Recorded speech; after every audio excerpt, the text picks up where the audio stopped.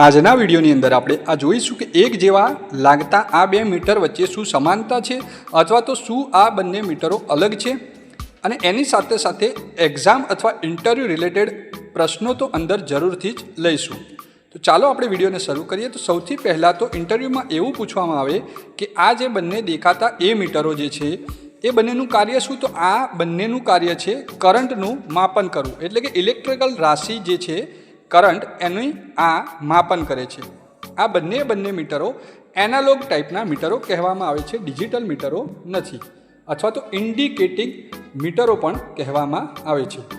હવે આ બે મીટરમાંથી એવું પૂછવામાં આવે કે કયું મીટર એસી છે અને કયું ડીસી છે। તો સૌથી પહેલાં જો તમે અહીંયા એના સ્કેલ ઉપર ધ્યાન આપશો તો અહીંયા તમે જોઈ શકશો કે ડીસી કરંટની નિશાની આપેલી છે। તો આ મીટર આપણું ડીસી છે અને અહીંયા તમે જોઈ શકો છો એસીની નિશાની આપી છે, એટલે કે આ મીટર આપણું એસી છે એવું કહી શકાય।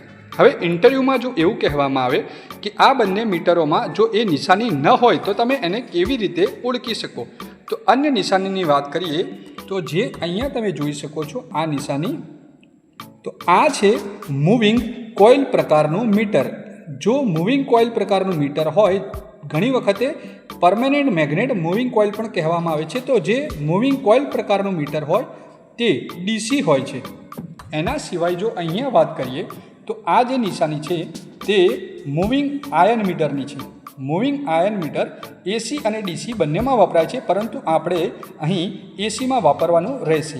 અહીંયા તમે જોઈ શકો છો એસી ડીસી બંનેની નિશાની છે। આ નિશાની ખાસ જોવી પડે, જો આ ના હોય તો આપણે આને એસીમાં જ વાપરવાનું રહેશે।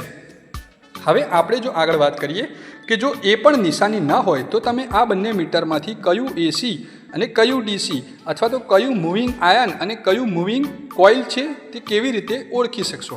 તો ફરી આપણે જોઈએ તો બંનેના જો તમે સ્કેલ જોશો તો આનો સ્કેલ યુનિફોર્મ છે, એટલે કે આ જે દરેકે દરેક લીટી છે એની વચ્ચે જે જગ્યાઓ છે તે સમાન છે। અહીંયા તમે જોઈ શકો છો કે એક સમાન કાપાઓ વહેંચાયેલા છે।